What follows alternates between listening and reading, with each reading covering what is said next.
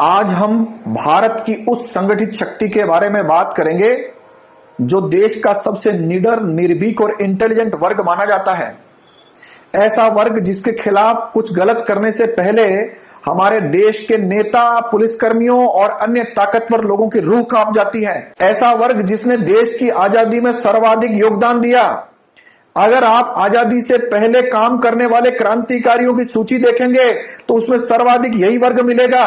अगर आप उस समय देश के लिए काम करने वालों की सूची, जनता को आंदोलन से जोड़ने वालों की सूची, अगस्त क्रांति में जुड़कर अंग्रेजों भारत छोड़ो का नारा देने वालों की सूची देखेंगे तो सर्वाधिक लोग मिलेंगे काले कोट वाले। ये वो डबल ग्रेजुएट लोग हैं जो ग्रेजुएशन करने के बाद फिर से लॉ की डिग्री के रूप में ग्रेजुएशन करते हैं। यही डबल ग्रेजुएट लोग सर्वाधिक संकट में हैं। आपको सुनकर आश्चर्य होगा कि इस वर्ग में कुछ 5% स्थापित लोगों को छोड़ दें तो 95% जो वकील हैं उनके सामने कई सारे संकट मौजूद हैं।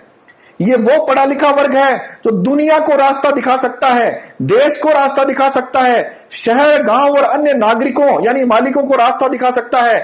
आज वह वर्ग संकट में है। यानी कुल वकीलों में से 95% लोग जो युवा हैं, जो जूनियर हैं, जो किसी न किसी रूप में अभी स्थापित होने के लिए संघर्ष कर रहे हैं, उनके सामने अनगिनत संकट हैं। जो लोग मुझे देख रहे हैं उनको यह जानकर और भी ज्यादा आश्चर्य होगा कि वकीलों की संस्था यानी बार काउंसिल ऑफ राजस्थान और बार काउंसिल ऑफ इंडिया, इन दोनों संस्थाओं में क्या बजट आता है, क्या बजट जाता है, इसकी कोई जानकारी इन वकीलों को नहीं होती है।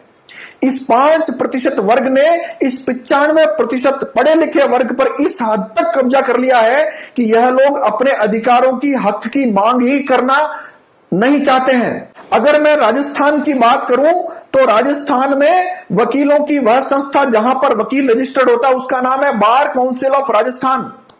बार काउंसिल ऑफ राजस्थान के पास सैकड़ों करोड़ रुपया वकीलों का जमा है। यानी जो वकीलों का पैसा था वो वकीलों ने बार काउंसिल ऑफ राजस्थान में टिकट के माध्यम से, फीस के माध्यम से और अन्य माध्यमों से जमा कराया। लेकिन बार काउंसिल ऑफ राजस्थान या बार काउंसिल ऑफ इंडिया, जिनको कानून के मुताबिक ये पूरे पैसे का हिसाब किताब अपनी वेबसाइट पर डालना बाध्यकारी था, उन्होंने नहीं डाला। और ये जो 95% वर्ग है ये 5% वर्ग द्वारा संचालित होता है। अब सवाल आपके सामने है कि 95% वर्ग जो आज संकट में है उनको यह हिसाब नहीं बताया जा रहा है कि बार काउंसिल ऑफ राजस्थान या बार काउंसिल ऑफ इंडिया के पास क्या बजट है। धारा 4 सूचना का अधिकार अधिनियम 2005 स्पष्ट रूप से कहती है कि बार काउंसिल ऑफ राजस्थान और बार काउंसिल ऑफ इंडिया को बहुत सारी सूचनाएं, हिसाब किताब सब कुछ अपनी वेबसाइट पर डालना था।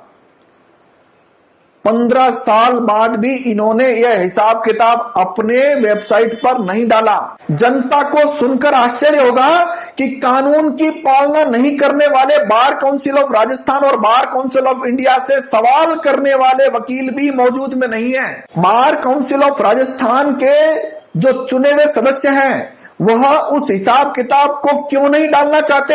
या 95% वर्ग यानी वकील यानी डबल ग्रेजुएट, काले कोट वाले लोग पूछना ही नहीं चाहते हैं, ना ही पूछ रहे हैं। कानून की पालना नहीं करने वाला बार काउंसिल ऑफ राजस्थान और कानून की पालना नहीं करने वाला बार काउंसिल ऑफ इंडिया कुछ ताकतवर लोगों द्वारा संचालित किया जाता है। वकील वह वर्ग है जो राजस्थान में 8 करोड़ की आबादी में मात्र 1 लाख वकील है।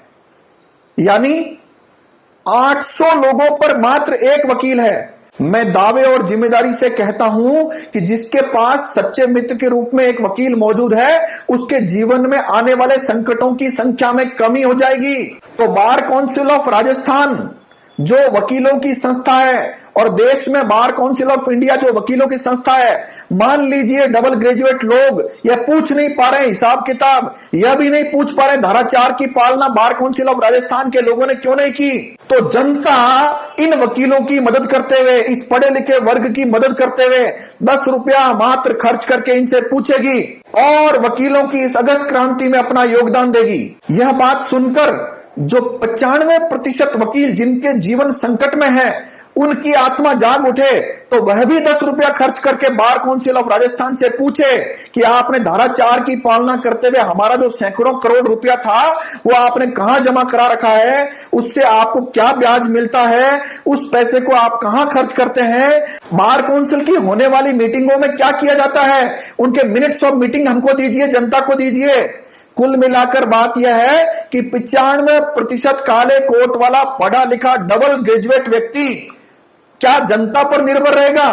फिर भी मैं कहता हूं जनता आपका साथ देगी और बार काउंसिल ऑफ राजस्थान का पूरा हिसाब किताब आपके सामने लाएगी। इस वकीलों की अगस्त क्रांति में योगदान निभाएगी। देश आजादी का 75वां वर्ष मनाने की ओर है और वकीलों को अगर ये जरूरत पड़ रही है तो इससे ज्यादा दुर्भाग्यपूर्ण स्थिति हो नहीं सकती। और मेरी बात सुनकर अगर किसी को लग रहा है कि मैं ठीक कह रहा हूं तो सारे वकील और राजस्थान के समस्त जागरूक नागरिक एक बार बार काउंसिल ऑफ राजस्थान और बार काउंसिल ऑफ इंडिया जो कानून के मुताबिक नहीं चल रहे हैं उनको कानून के मुताबिक चलने के लिए बाध्य करेंगे तो दृश्य बदलेगा।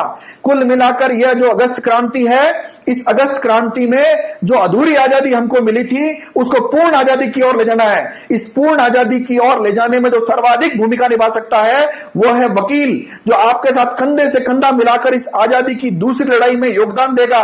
यह वकील जो आपके जीवन को थोड़ा सरल बनाएगा, यह वकील को आप जब कंफर्ट करेंगे तो निश्चित रूप से यह वकील इस देश के अन्य कामों में अपना योगदान देकर हिंद की जय को सुनिश्चित करेगा। धन्यवाद। जय हिंद, जय भारत।